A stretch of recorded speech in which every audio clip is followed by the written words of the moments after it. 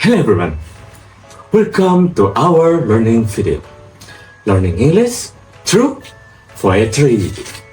We are Group 7 from the English Language Education Department, Maula University.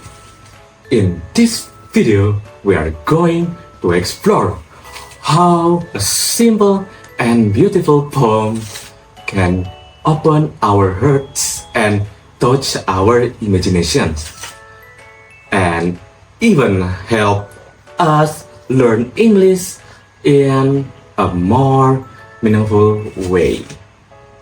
Because sometimes the best lessons aren't found in textbooks, but in the quiet beauty of poetry. When we read a poem, we don't just see words, we feel them. Every line paints a picture, every rhythm whispers an emotion.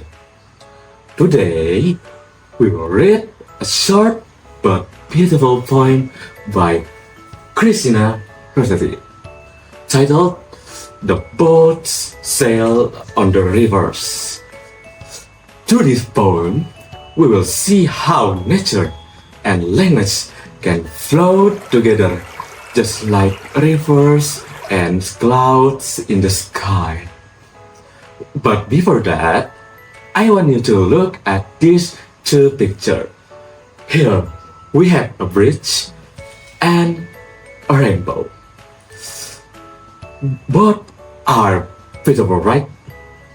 But if you had to choose, which one do you think is more beautiful? Keep that question in your mind, because it's the same question Rossetti explored in her poem, but in her own gentle and poetic way. Let's find out together. Boats Sail on the Rivers by Christina Rossetti. Boats sail on the rivers, and ships sail on the seas. But clouds that sail across the sky are prettier far than these. They are bridges on the rivers, as pretty as you please. But the bow that bridges heaven and overtops the trees, and builds a road from earth to sky, is prettier far than these.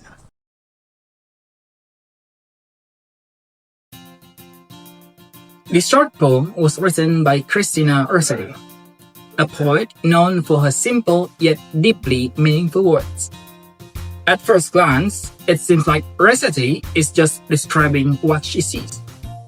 Boats on the river, ships on the sea, clouds in the sky, and rainbow in the sky. But if we look closer, we'll find something more. The poem isn't really about transportation or weather. It's about beauty and appreciation. Rossetti is comparing the beauty of things created by humans, like boats, ships, and bridge, with something created by nature, the clouds, and the rainbow. She concludes that the clouds are prettier than the boat, and the rainbow is prettier than the bridge. That one simple line, "are prettier than this," expresses gratitude and wonder for the natural world. It reminds us that what comes from nature often holds a deeper kind of beauty, one that we sometimes forget to notice. Now, if you look at the line carefully, clouds are prettier than this. There is something interesting about the structure. Rossetti is making a comparison. She's comparing clouds to boats and ships. And the word prettier shows how she does it. In English, when we want to compare two things, we change or modify the adjective. Just like pretty becomes prettier. So without realizing it, this poem doesn't just express emotion. It also shows us how comparative adjectives work in a natural, poetic way. Language and art come together here beautifully. The poem speaks to our hearts, while the grammar helps our minds understand how meaning is built. Isn't that beautiful? Let's take a closer look at how comparative adjectives actually work in English. Through this video, you are expected to be able to apply the comparative adjective structure and able to make simple sentences using comparative adjectives.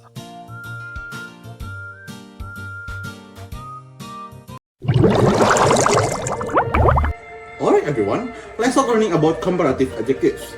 So, what are comparative adjectives? Simply put, they are adjectives we use when we compare two things or people. They tell us how one thing is more or less than another.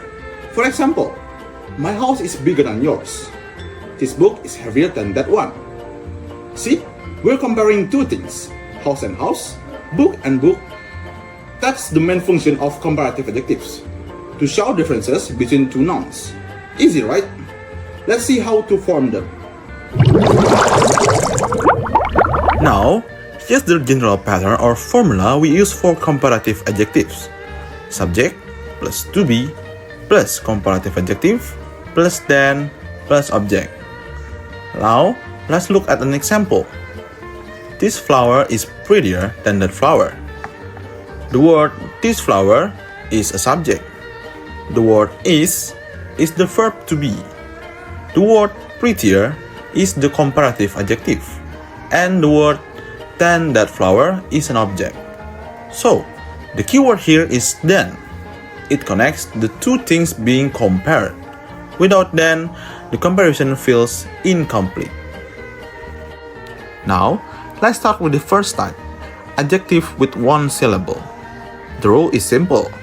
Add at the end of the adjective. For example, tall become taller. John is taller than Lisa. Big becomes bigger. My bag is bigger than yours. Hot becomes hotter. Today is hotter than yesterday. But be careful. When the adjectives end with one vowel plus one consonant, double the last letter before adding For example, big becomes bigger. Fat becomes fatter. Got it? Alright, let's move to the next one. Next, adjectives with two syllables. Some of them add especially if they end in y.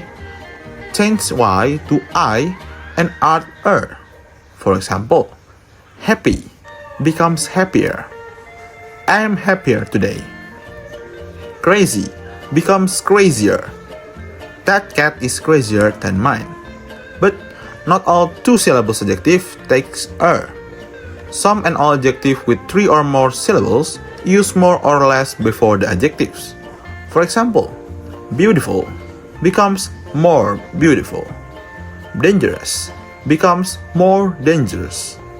Expensive becomes more expensive. For example, this painting is more beautiful than that one. So, remember, the longer the adjective, the more likely it uses more instead of Now, of course, English wouldn't be in English without an exceptions. Some adjectives don't follow any of the previous rules. They are called irregular adjectives. For example, good becomes better, bad becomes worse, and far becomes farther or further. For example, this movie is better than the last one. My test result is worse than yesterday. The school is farther than the park. These are special cases. Just memorize them. And that's it. The main pattern of comparative adjectives. Let's quickly review what we learned today. The first one, we use comparative adjectives to compare two things. The second, the general formula is subject plus to be plus comparative adjective plus then plus object. The third and the last one is we add er for short adjectives, use more or less for long ones, and remembers the irregular forms. You did great! Let's keep going and apply this in our next activity.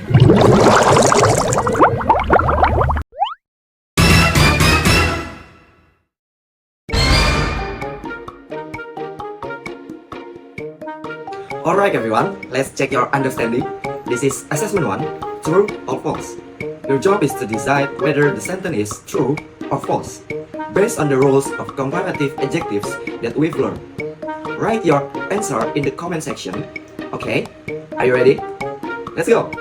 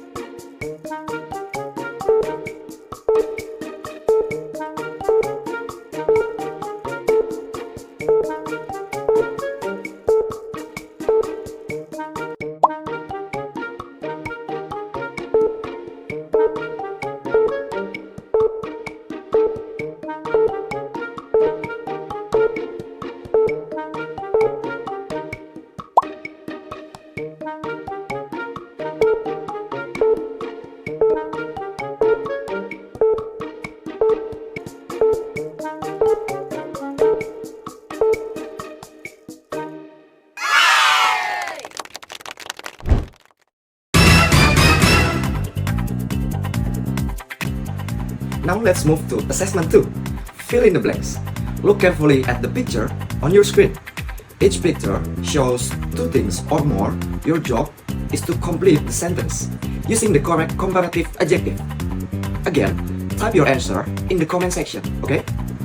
Here we go.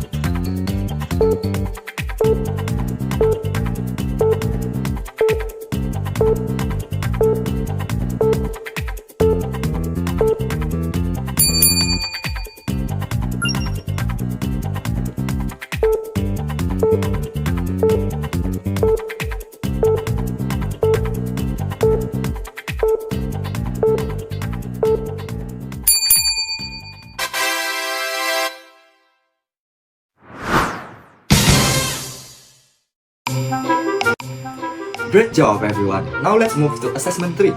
Make your own sentences. Here's what you need to do. Make at least 3 sentences using comparative adjectives about things around you at home or school. You can write them in the comment section. You can use anything you see around you. Be creative and remember, use the pattern subject to be, comparative adjective, then object. Can't wait to read your sentences in the comments.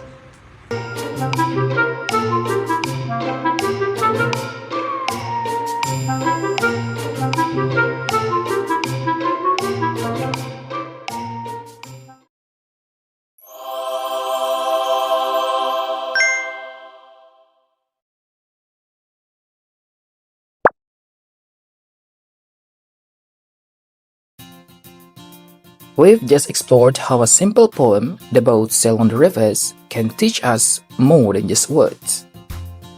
Through Christina Rossetti's lines, we learned to see beauty not only in what humans create, but also in what nature gives us freely. And through that beauty, we found something new, a way to understand language. The poem's gentle comparison, "Clouds are prettier than these," shows how emotion and grammar can live together in harmony. From Rossetti's poem, we discovered that language is not only about rules, it's about feelings. We learned how comparative adjectives help us describe and compare things. Thank you for watching and learning with us. Don't forget to like, comment, and share your answers below. See you the next time.